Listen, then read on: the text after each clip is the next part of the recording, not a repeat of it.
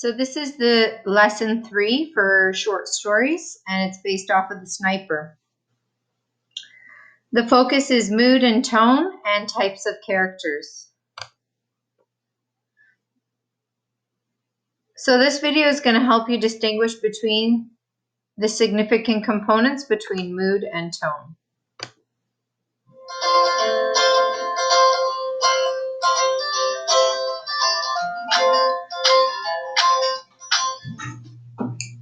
Tone and mood are two literary elements that are frequently misunderstood.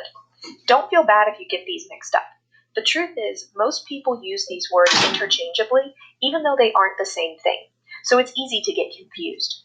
In this video, I'm going to clarify the difference between tone and mood, give you some easy examples in everyday life to help you remember them, and then we can look at some examples from literature. Tone is the attitude of the writer or speaker toward their subject or audience. Tone is conveyed through the words the author chooses to use and how they express their point of view. Since tone is an attitude, it is expressed using words that would describe an attitude. Mood is different in that it describes the feelings in the reader or audience as reactions to the text. The author or text evokes certain feelings in the readers through word choice and descriptions of characters and setting. Tone and mood do impact each other, as the tone of a text affects the reader's mood, and in turn, the mood can help us determine the tone. Tone and mood may seem confusing, but we actually use these every day in conversations, so there are easy ways to remember them. Think about when you have a conversation with someone, particularly about something you feel strongly about. Your tone of voice expresses your attitude, either on the subject you are discussing or about the person you're talking to. If you're talking about something you feel very passionately about, your tone of voice may come off as energized and enthusiastic. But if you're talking to someone you really don't like, your tone of voice may be angry, annoyed, or critical. As you express yourself through your tone of voice, the person you're speaking to may have their mood affected by their reactions to your tone. Depending on your tone, the other person may feel excited or anxious, flattered or criticized. So our tone can inspire a good or bad mood in the people we talk to, just as our moods may be affected by the tone someone else uses when speaking to us. Tone and mood can really prove tricky in email and text messages. This is still a relatively new phenomenon, and people are still struggling with it. Consider this scenario. Have you ever sent a text to someone thinking you're just sending them a quick message, and suddenly later you find out that they are angry at you because they thought your text was rude in some way? The other person couldn't tell your tone from your text, and because they couldn't tell your attitude, they misread it and their mood changed in a negative way. Tone is really difficult to determine via text messages because text messages are so short. Use or lack of punctuation, shortened word choice, even how long it takes for someone to respond can all confuse the tone of a text, and people end up getting offended simply because they misunderstood the other person's attitude. Cell phone companies even invented emojis simply to try to combat this common miscommunication. The same thing happens frequently with emails. Have you ever received an email and got really angry reading it, thinking this person is being rude or aggressive or bossy? But then when you respond to it or confront the person later, it turns out they never intended that at all. This means that the person who wrote the email did not have effective control of their tone. Their attitude came off wrong, and as a result, your mood shifted in a negative way. This is another example of how tone and mood impact each other. When a writer accurately controls their tone, they can inspire a proper mood reaction in their reader. But if the writer does not have good control of their tone, it will develop a mood in their reader that they didn't want or intend. Here is one final quick example. Two messages expressing the same request, but the wording and punctuation are slightly different. Do you notice how the tone of the messages change? Do these changes affect how you would feel if you received these messages? Tone is the attitude of the writer, and mood is your reaction to it. The way that tone and mood have been impacted by cell phones, email, and social media is still evolving, and hopefully we'll get it under control soon. If you want some easy practice with tone and mood, just scroll through an internet comment section under a news article. You'll find loads of arguments between people who misread a tone or miswrote their own tone, and moods shift and fights break out. But for now, we're going to look at some quality tone and mood examples from literature. Here are some quotation examples of Holden's sarcastic tone in The Catcher in the Rye. If you're familiar with this book, you probably recognize Holden's snarky attitude. His sarcastic tone of voice is used by the author to criticize various elements of society in the novel, which contributes to the novel's theme and commentary. Here are two examples of mood from one of my favorite books, Wuthering Heights. In this case, the mood is developed through description of settings. In Wuthering Heights, there are two primary settings that contrast each other, the two estates of Wuthering Heights and Thrushcross Grange.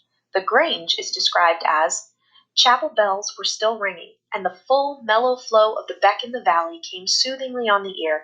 It was a sweet substitute for the yet absent murmur of the summer foliage, which drowned that music about the Grange when the trees were in leaf.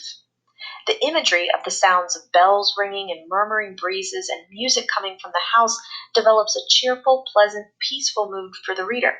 In addition, words like sweet and soothingly and mellow contribute as well to this mood. In contrast, the description of Wuthering Heights states, "There was no moon, and everything beneath lay in misty darkness. Not a light gleamed from any house, far or near. All had been extinguished long ago, and those at Wuthering Heights were never visible." The word choice and imagery here suggests darkness and mist, and it's meant to develop an eerie, fearful mood in the reader, as the reader later learns that Wuthering Heights has a disturbed, haunted past. Tone and mood aren't just techniques we use in class for literary analysis. Tone and mood are important for you to consider in all of your communications, whether you're emailing a colleague, texting a friend, or just chatting with someone. Being able to understand tone and mood and being able to use language to control them will make you a more effective communicator in every situation. And you'll be able to avoid a lot more of those annoying, angry email responses. Good luck! Okay, so that's a good example of how to distinguish the difference between the two. So I always try to say, if you think of movie genres as well. So tone is what the director wanted to perceive you to feel. So for example, you go to a scary movie. The director's hope is to scare you in those movies. However, you may have a different mood when you are watching that movie. For example, you might not be scared at all. And to you, some of those scary scenes might actually be comical. So the mood and tone sometimes does not go hand in hand. Sometimes it does, if it is effectively done by the writer or director. So now let's practice a bit of mood.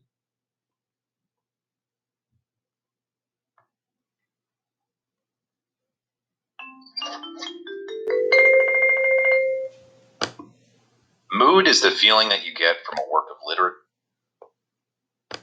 or art. Another way to describe mood is atmosphere. When you walk into a place, it has an atmosphere that makes you feel a certain way.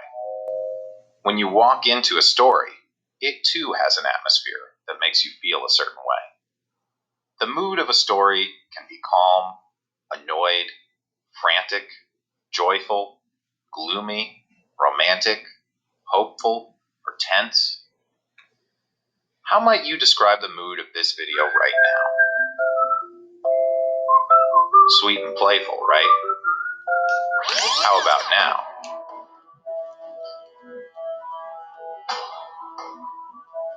See how the music changes the mood? But authors can't use music in their writing. So what do they use? Word choice, imagery, and setting. Let's look at some examples. Listen to this sentence. The bloodthirsty lion stalked the savannah, hungrily eyeing the helpless creatures around him. Pay attention to the circled words. What mood do they create?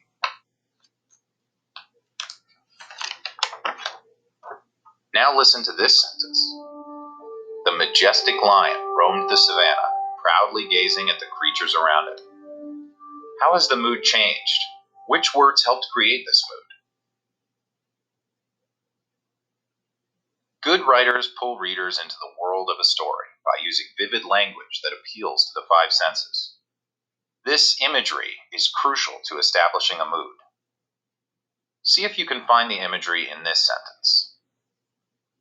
The wooden bat slipped in Emily's sweaty palms as she stepped up to home plate, the sun glaring down on her like a harsh spotlight. The crowd's piercing howls and jeers caused her heart to thump in her chest.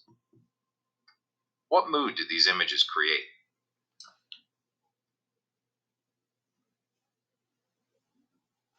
What if the author had written, the wooden bat vibrated with energy in Emily's steady hands. She stepped up to home plate, the sun shining like a golden medal in the sky. The crowd's joyful whoops and whistles caused her heart to do a little dance in her chest. How did the different images change the mood? The setting of a story also plays a big part in creating mood. Like in this scene. What time is it? Tim asked Jacob. All around them, taxicabs honked their horns as hordes of people in suits pushed by on their way into office buildings. What is the setting? What mood does the setting create? Now imagine the same scene, but in a completely different setting. Like this one. What time is it? Tim asked Jacob. Weak moonlight cast shadows over the crumbling gravestones. A lone owl hooted somewhere in the darkness above. How has the setting changed the mood? Now pick a mood from your Mood Words handout and write a short paragraph that creates that mood. Okay, so Remember to think. We're going to stop at that spot there. So as you can see, lots of different words help to contribute towards how to set up an actual mood and a tone in a story. We're also going to look at a handout that was provided to you. You should have it in your package. If not, there is a copy of it in the digital binder. So if you go to digital binder and go to two kinds,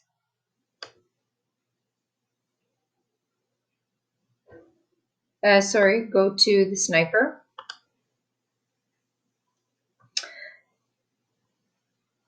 You've got a creating mood worksheet, page 1 and page 2. So we're going to look at that first, and you're going to work towards completing this worksheet based on the 2 lessons on mood.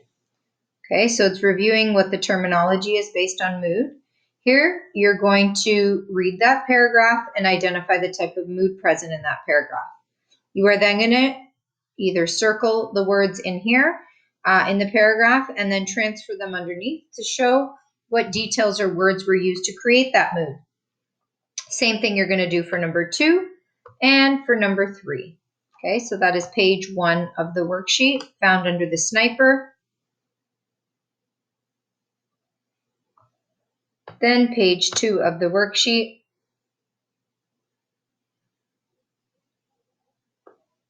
Same thing. You're going to read through the sample 1 and sample 2, and you're going to highlight and identify what type of mood is shown.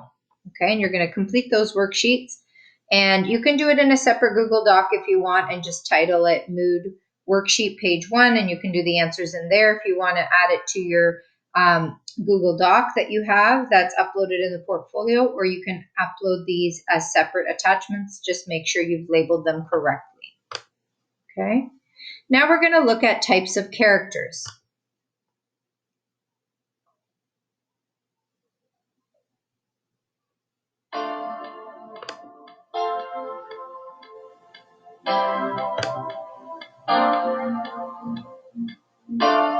There are many different ways to categorize characters. The hero, the techie, the comic relief, the last girl. But arguably the most important terms are flat, round, static, and dynamic. Most stories are going to have a mix of all 4, so it's a good skill to be able to identify them. Flat characters. They are exactly what they sound like. Flat. It means they can be summed up in a few traits. It is the Wicked Witch in The Wizard of Oz. She is well, wicked. Destination Jazz. This looks like a cool place to kick it. The characters are there for one reason: push the plot along and fulfill an archetype or trope.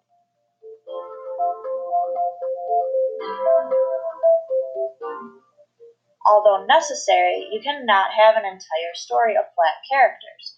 Look at Twilight. The movie Bella Swan seems to only have one emotion throughout all of the films: melancholy, with the occasional depression. The opposite of a flat character is a round character. Round characters have depth, are complex, and are, well, rounded. There's a lot more to ogres than people think. Example? Okay, ogres are like onions. They stink? Yes. No. Oh, they make you cry? No. Oh, you leave them out in the sun, they get all brown, start sprouting little white hairs. No. Layers.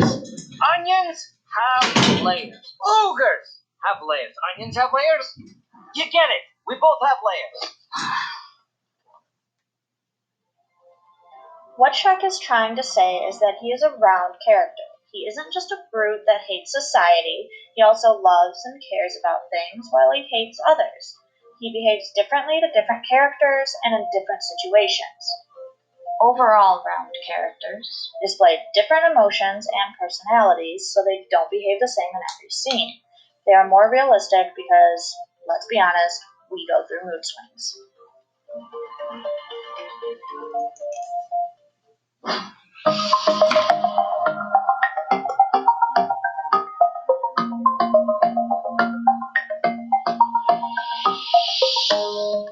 Dynamic characters develop or change in personality or opinions throughout the story.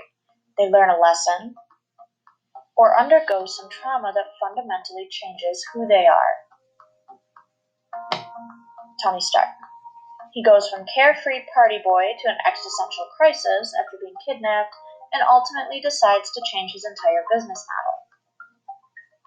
I saw young Americans killed. Show Tony primarily as an overly confident billionaire that acts however he chooses in the moment. Then the whole alien invasion happens. Enter Iron Man 3. He spends most of the film suffering from PTSD and the overwhelming anxiety that comes from feeling helpless. This change paints him as a dynamic character. The opposite of dynamic is static. A static character does not change at all throughout the story. C-3PO is always C-3PO. SpongeBob is always SpongeBob. Malekith, well, he's Malekith. Static characters are often necessary to push the plot along and highlight the development of the main character. It's why we often see the "you've changed" speech from the best friend. So there you have it, the 4 character aspects that will help you get through that literary analysis that you've probably been putting off all week.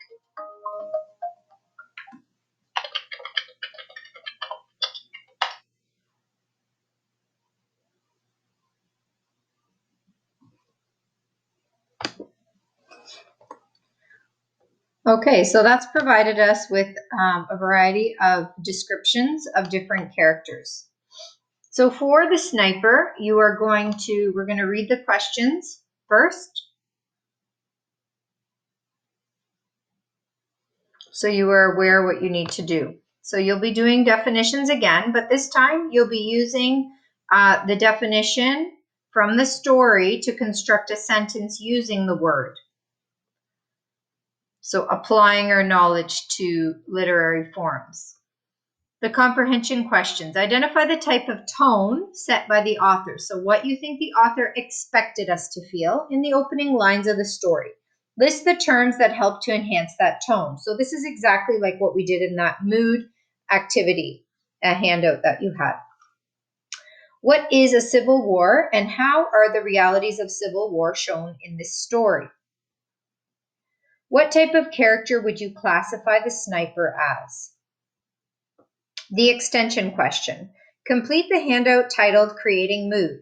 Write a mood paragraph on one of the following topics below and record your reading of the paragraph on the classroom Flipgrid. You may choose to have various sound effects and slides to visually enhance your paragraph. Your paragraph should be between 12 to 15 sentences long. Be sure to use proper linking words, grammar, and appeal to the 5 senses. So your topics are the following. A mood paragraph about a Formula One driver's seat. Principal's office. Hospital. Las Vegas casino. First day of school. Driver's test. Roller coaster. A concert. Halloween, or amusement park. So when we are appealing to the senses, you should be appealing to all senses in one of your mood paragraphs that you do. So specific detail to sight, sound, taste, touch, smell, okay, and to enhance that feeling.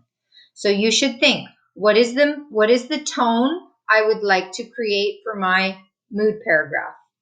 And how can I achieve it using those topics?